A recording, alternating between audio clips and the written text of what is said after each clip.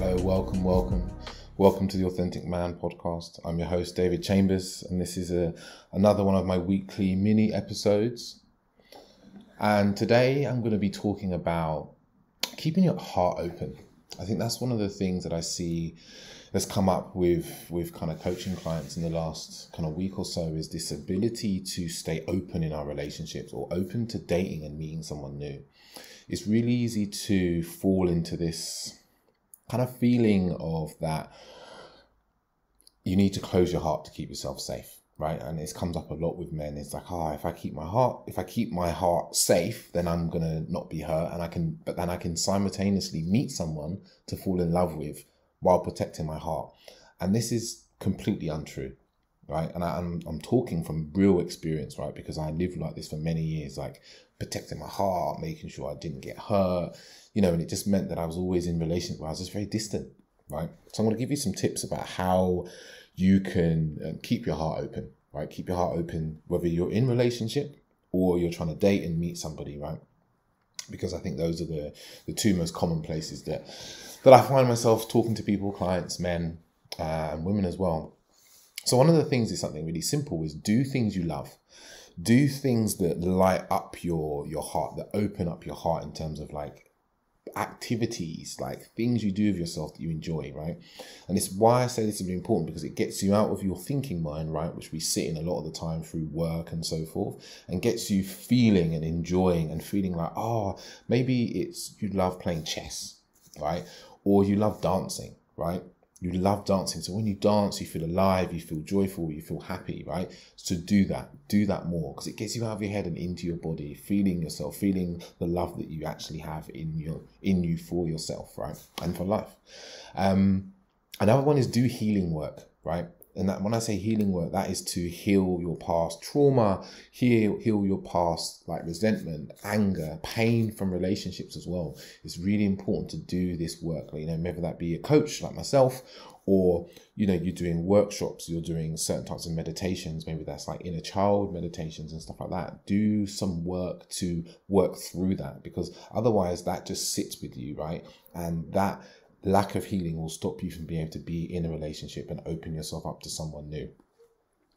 Another really important part is to let go of the past, right? Let go of past hurt, especially, right? Because we've all been hurt in the past, right? And you don't need to keep making that mean something about what's going to happen in the future. So you need to let go of this idea of like how your relationship's going to be, how things are going to turn out. So it's like letting go of that past and putting it in the past. Maybe there's some sort of rituals you need to do, like, there's cord cutting rituals, or there's even like burning of letters, saying goodbye to certain parts of you, certain parts of pain that you've experienced, because you need to just move past it. Because if you don't move past it, right, it's going to sit there and it's going to kind of get in the way for you. It's going to stop you from being able to be open in a new relationship and open to dating.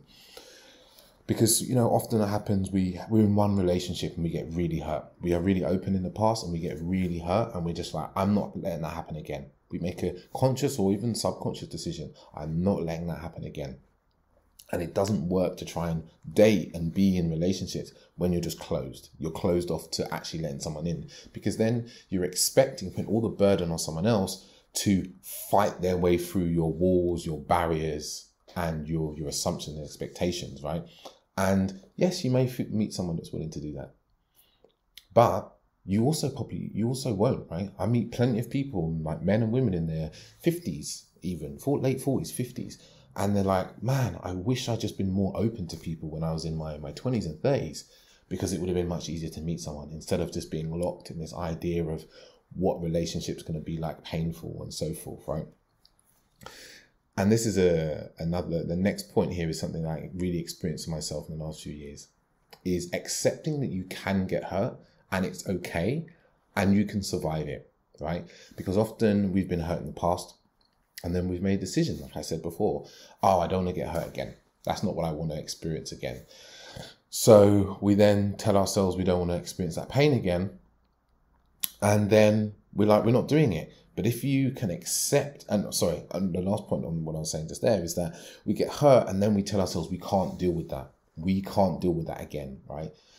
So this point is really to like sit with yourself and go, okay, I'm in a relationship, or because often if we're in a relationship and we're not completely open, right, we're guarded, we're holding ourselves back, we're trying to make sure that they don't get too close, we don't get too hurt.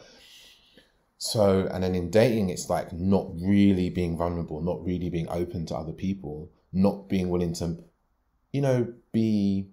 give more than 50% or go a bit further, or making the first move. It all shows up in these sorts of ways. So it's like accepting that you can get hurt and it's okay and you can survive it, because you might have told yourself before you won't be able to survive it again if it happens. But the truth is you can, right? You're a grown person. You can deal with some pain and hurt if it comes up again, right? And you're older, you're wiser, you're more knowledgeable, right? Because if we can't accept, we can be hurt. If we can't accept that fact that a relationship can hurt us, right, and we don't want to go there, we can never be fully open to that person. We can never be fully in love in that relationship, because we're always going to be holding back. We're going to be holding back parts of ourselves so we can stay safe, right?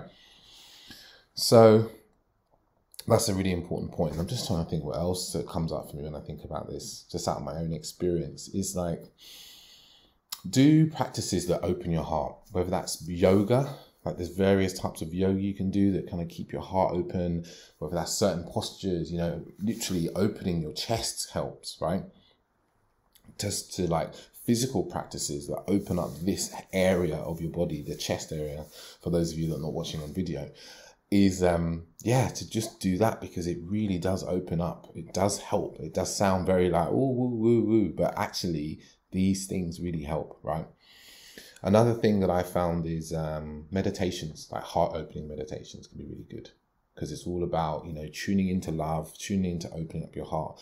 And these things make a huge difference, because it's getting you out of your normal way of thinking, right? Because, if I talk to you, if you are listening to this and opening your heart is a struggle, if I talk to you about love and letting someone in, you might even be feeling a physical reaction of fear, tightening up, contraction.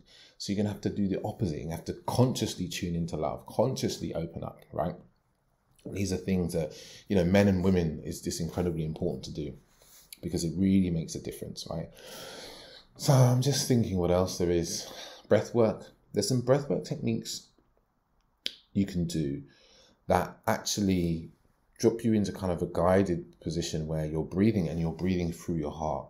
You're breathing out through your chest. You imagine that the energy, the breath is leaving through this area. And again, it loosens up that part of the chest. It's a really important one, because it's just so easy to be really locked up.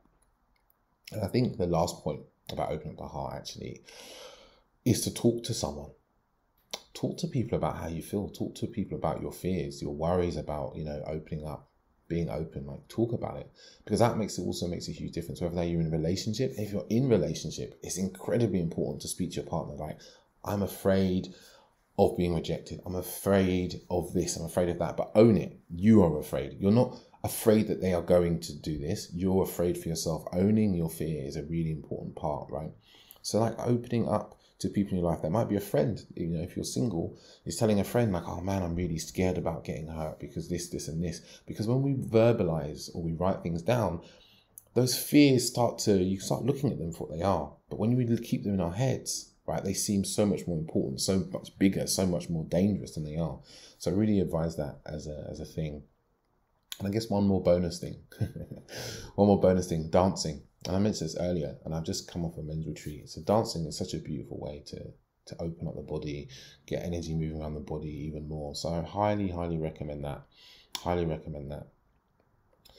So yeah, so if anything that's really resonated in this episode, please feel free to send it to someone, share it. I'm videoing this, so it's on Instagram. So if you're watching, if you're there, share it with a friend, share it to your feed, or in some way stories, and just make sure you tag me. If you're listening to this through the podcast, send this to a friend. That really appreciate just sharing the love. Someone who's going to help, someone who is close-hearted, send it over to them and just say, hey, I hope this helps you in some way. It's not judgment, it's actually support. It's actually real deep, like loving support when you do something like that for someone. I've had people send me podcasts and really just blown my mind. So yeah, and if anything in this really touched you and it's something you want help with, feel free to get in contact with me. This is the work that I do. This is the coaching work that I do. So feel free to get in touch with me that way. But until next week, ciao, ciao.